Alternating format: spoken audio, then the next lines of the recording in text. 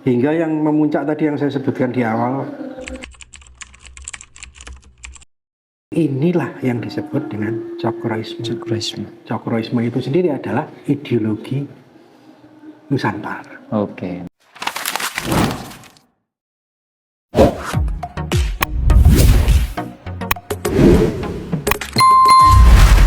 Bismillahirrahmanirrahim. Assalamualaikum warahmatullahi wabarakatuh. Selamat datang, selamat pagi, selamat siang maupun selamat malam, kapanpun dan dimanapun teman-teman sekalian hadir kembali di kanal kebanggaan kita, yakni kanal YouTube Peneleh yang Utama. Dan seperti biasa teman-teman sekalian yang dari kemarin sudah menunggu episode-episode baru, kali ini kita hadirkan kembali episode-episode yang tentunya kritis, menarik, dan layak ditonton untuk teman-teman semua. Khususnya pada episode kali ini, saya sendiri Ahmad Sigif Asyiqullah hadir sebagai host, dan tepatnya saya juga ditemani teman diskusi, yakni langsung Ketua Dewan Pembina Yayasan Peneleh yang Utama, yakni di samping saya yang utama ataupun Asosiat Profesor Haji Dedi Mulawarman. Assalamualaikum Pak Haji. Waalaikumsalam warahmatullahi wabarakatuh. Alhamdulillah, dari intonasi dan nada suaranya itu tidak perlu kita tanyakan sehat atau tidaknya ya. Tetap selalu sehat dan semangat. Betul Pak Haji? Luar biasa. Alhamdulillah. Oke, kalau begitu, karena Pak Haji sudah siap dan juga semangat untuk membahas, tepatnya pada tema pembahasan kali ini, kita akan sama-sama membahas ataupun mengetahui tentang cokroisme. Sebagaimana teman-teman lihat di layar kami, bahwasanya di media-media sosial juga sudah dihadirkan tentang cokroisme. Apalagi aktivis Peneleh untuk kali ini harus tetap pantengin dan juga paham apa itu cokroisme sebagai jalan suci Nusantara. Karena pembahasan kali ini tentang cokroisme, maka perlu untuk kita bahas lebih lanjut begitu Pak, terkait cokroisme.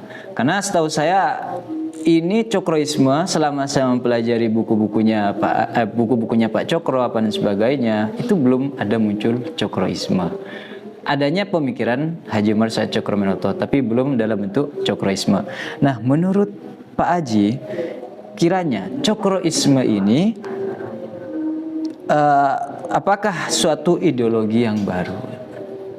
Sebenarnya sih bukan ideologi baru ya, tapi sudah lama gitu ya. Pemikiran Pak Cokro yang lama. Ideologi itu kan gagasan, ide, pemikiran yang menggerakkan gitu ya, yang menjadi dasar bagi seseorang, kelompok, dan bahkan negara gitu ya, untuk menjalankan apa yang dicita-citakan. Nah, sama seperti Pak Cokro ketika di masanya gelisah tentang realitas gitu ya. Itu terutama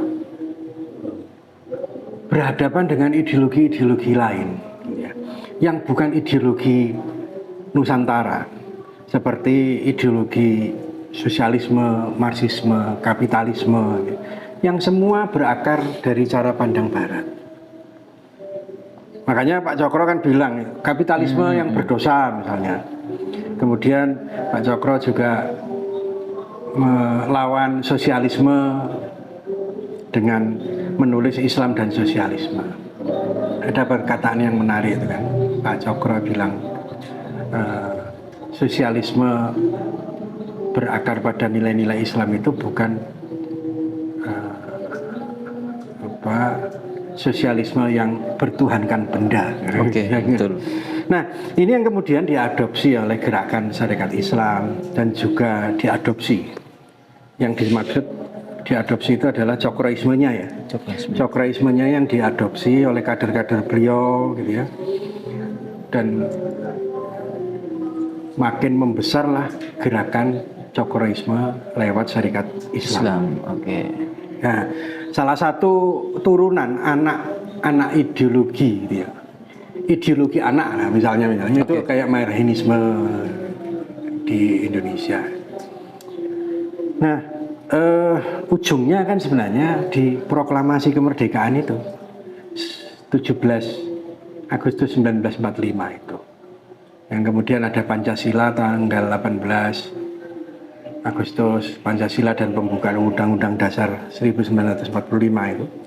Itu sebenarnya kan ya kalau kita memahami Soekarno itu anak ideologisnya Pak Cokro kan gitu ya. Betul.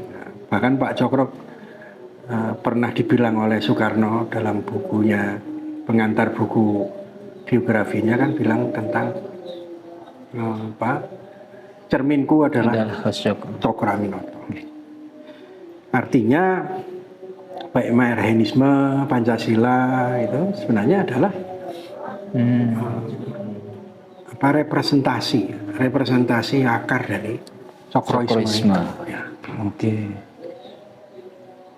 Baik Pak, menarik. Karena memang ada ini Pak, ada anak-anak ideologi ataupun rentetan-rentetan dari ideologi ternyata muara utamanya adalah dari Cokroisme itu sendiri. Ya, Pak. Baik, kalau begitu Pak, kira-kira mengapa untuk hari ini Cokroisme itu harus dihadirkan? Harus kita gaungkan juga itu menurut Pak Haji, kenapa? Ya sebenarnya ini kan juga sama ya, kontekstualisasi pemikiran-pemikiran kenusantaraan, kecokroan gitu ya. Kawan-kawan, sahabat-sahabat di Peneleh gitu ya. Kemudian aktivis-aktivis Peneleh di seluruh Indonesia itu kan juga gelisah gitu ya. Oke. Gelisah tentang negeri kita ini, yang ternyata sedang dibombardir habis oleh liberalisme gaya baru, ya kan? Dan kalau kita tahu kan misalnya marxisme itu dari mana, komunisme dari mana, sosialisme dari mana, liberalisme dari mana, postmodernisme dari mana, semua barat. Nah, Cokroisme ini hadir dari pemikiran tokoh bangsa kita gitu ya, yang syarat nilai-nilai keislaman dan kebangsaan. Ini sebenarnya substansi dari nilai-nilai Nusantara. Inilah yang disebut dengan Cokroisme. Cokroisme itu sendiri adalah ideologi Nusantara. Baik. Nah, itu juga ada yang perlu di highlight berarti untuk kita ya Pak, karena memang kita yang notabene adalah manusia-manusia asli Indonesia, itu yang DNA-nya adalah Nusantara, lantas justru juga keterlaluan kalau tidak tahu ataupun menggunakan cara pandang Cokroisme itu sendiri ya Pak. Kita tahunya di buku-buku memang ada sosialisme, marxisme, liberalisme, kapitalisme dan sebagainya, yang itu cara pandang barat. Betul kan? Betul. Nah, sehingga Cokroisme sendiri hadir sebagai ya antitesa dari barat itu sendiri. Betul begitu ya Pak?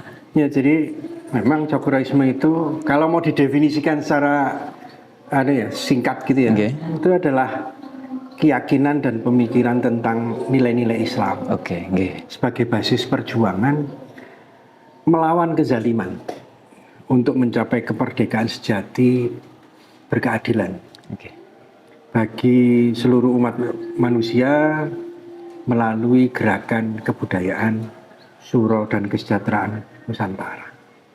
Itu sih kalau mau didefinisikan. Ada kata-kata yang perlu saya tanyakan kembali Pak. Tadi dalam definisinya ada nilai-nilai Islam. Nah, menurut Pak Haji sendiri, dengan hadirnya Cokroisme tersebut, apakah kita khususnya aktivis Peneleh itu harus Islam? Dan apakah penganut ataupun yang mengamini Cokroisme itu adalah harus orang Islam, Pak? Ya, yang dimaksud Cokroisme itu kan tidak berarti meniadakan agama lain. Justru karena Islam adalah agama yang rahmatan lil alamin gitu ya, untuk semesta yang sejahtera, maka hak dan kewajiban agama Islam itu melindungi seluruh umat manusia. Sebagaimana perjuangan Rasulullah itu kan gitu ya, perjuangan universal. Mengapa muncul Piagam Madinah misalnya, kemudian muncul Fathul Mekah, hingga ujungnya di khutbah Haji Wada. Nah, ini kan agenda-agenda universal. Itu adalah implementasi Islam dalam merangkul seluruh umat manusia. Betul. Bahkan semua, baik yang Yahudi, yang Nasrani, yang macam-macam, yang kulit putih, yang kulit hitam, yang suku Quraisy dan lain-lain, Arab Quraisy dan lain-lain, ayo jadi satu. Oke. Inilah persatuan universal itu. Nah, itu yang disebut dengan rahmatan lil alamin. Kalau dalam konteks Nusantara gitu ya, yang dihadirkan para wali, para tokoh-tokoh bangsa, Pak Cokro terutama misalnya, hingga yang memuncak tadi yang saya sebutkan di awal, memuncak di Pancasila dan pembukaan UUD 45 serta peneguhan NKRI sekarang kita ini. Makanya disebut dengan negara kesatuan Republik Indonesia. Ini adalah representasi, implementasi, refleksi gitu ya dari nilai-nilai Islam itu sendiri. Oke. Jadi tetap sepakatnya NKRI bukan NII kalau gitu ya Pak. NKRI dong jadinya. Nakal ini. Nggak apa-apa, kiri kan? Oke. Kiri penting. Itu ya teman-teman ya, perlu digarisbawahi sekali lagi, peneguhan NKRI bukan karena ini basisnya perjuangan atas nama nilai-nilai Islam, bukan mewujudkan NII, negara yang berbasis Islam, tidak. Tapi nilai-nilai Islam yang itu sifatnya adalah rahmatan lil alamin. Baik, kalau begitu untuk selanjutnya pastinya teman-teman itu bertanya lagi nih Pak, kira-kira kalau cokroisme ini bagaimana kira-kira tujuan dan jalan gerakannya itu Pak, untuk kita bisa sama-sama lebih pahami dan bisa diaksikan khususnya di aktivis PNL di berbagai regional. Yang paling utama yang harus dilakukan di era liberalisme ekonomi, demokrasi liberal yang sudah akut kayak gini di Indonesia ini, ya kita kan butuh, kalau katanya orang Jawa itu butuh ratu adil. Nah, ratu adil itu bukan orang, menurut persepsi saya, tapi adalah gerakan ratu adil, gerakan untuk menyelesaikan apa yang diselesaikan, menyelesaikan kezaliman. Jadi cokroisme itu adalah perlawanan atas kezaliman. Perjuangan bagi aktivis peneleh gitu ya, untuk membenahi cara berpikir, bersikap, berperilaku, dan gaya hidup. Seperti apa? Yang sudah tidak mencerminkan nilai-nilai Islam lagi, tidak lagi mencerminkan nilai-nilai kenusantaraan lagi. Itu yang substantif ya, yang substantif itu. Maupun kezaliman yang merupakan konsekuensi logis. Apa itu? Ya akibat struktur regulasi dan birokrasi yang liberal tadi,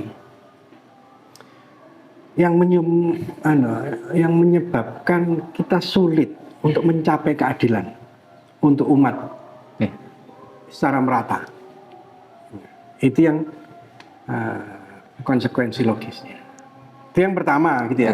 Kalau kemudian begitu perlawanan atas kezaliman untuk apa kan gitu ya? Untuk kemerdekaan sejati yang berkeadilan tadi. Gimana ya, kemandirian atau kalau katanya Pak Cokro itu Zelvestur gitu ya. Atas cara berpikir sesuai nilai-nilai Islam dan kenusantaraan, serta kemandirian atas kepemilikan. Nah, ini yang paling penting nih. Kepemilikan, pengelolaan, dan redistribusi seluruh sumber daya milik bersama untuk pemulihan alam dan kesejahteraan umat manusia. Baik. Kemudian kalau ini gagasan dua ini, jadi kezaliman dan mencapai kemerdekaan sejati, maka kita butuh gerakan kebudayaan, gerakan suro, gerakan politik yang sesuai dengan nilai-nilai Pancasila kita, gerakan kesejahteraan keadilan sosial seperti sila kelima misalnya. Nah, jadi ada 3 gerakan. Gerakan kebudayaan, gerakan suro atau politik, dan gerakan kesejahteraan atau ekonomi. kalau gerakan kebudayaan itu untuk menghidupkan dan membangkitkan kembali nilai-nilai Nusantara sekaligus sebagai landasan ya dalam mengembangkan dan menyucikan pengetahuan sains dan teknologi. Kemudian kalau gerakan Suro ya upaya terstruktur, sistematis dan masif untuk mengembalikan kedaulatan rakyat sesuai sila keempat Pancasila.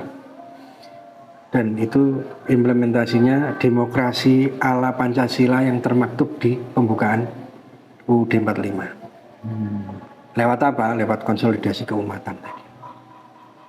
Kemudian gerakan kesejahteraan itu ya mewujudkan kemandirian berkeadilan sosial melalui pusat-pusat bisnis berbasis persaudaraan, kedermawanan dalam skala nasional maupun internasional, serta pemuliaan terhadap petani, buruh, nelayan, ya, dan pedagang-pedagang kaki lima.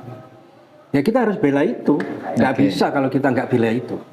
Masa kita bela bohir, bela kok bela 9 naga, nggak seru ah.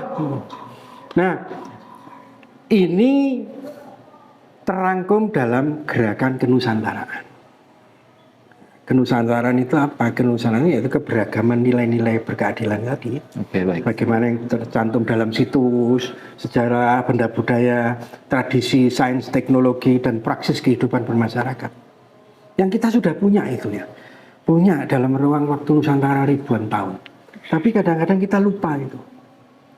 Nah bahkan Indonesia yang sekarang, bukan hanya Indonesia, bahkan yang di luar Indonesia, sampai di Madagaskar, Malaysia, Brunei, dan lain-lain.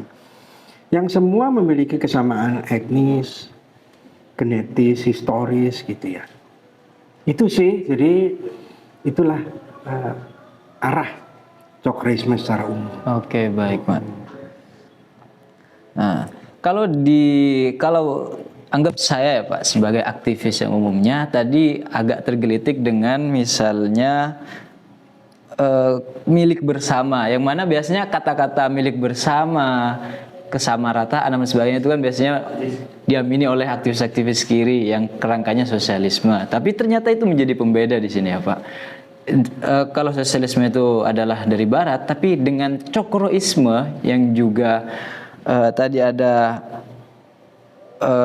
perlawanan atas kezaliman dan juga pengolahan bersamanya itu menjadi ciri bedanya Pak, dalam kerangka Nusantara. Oke.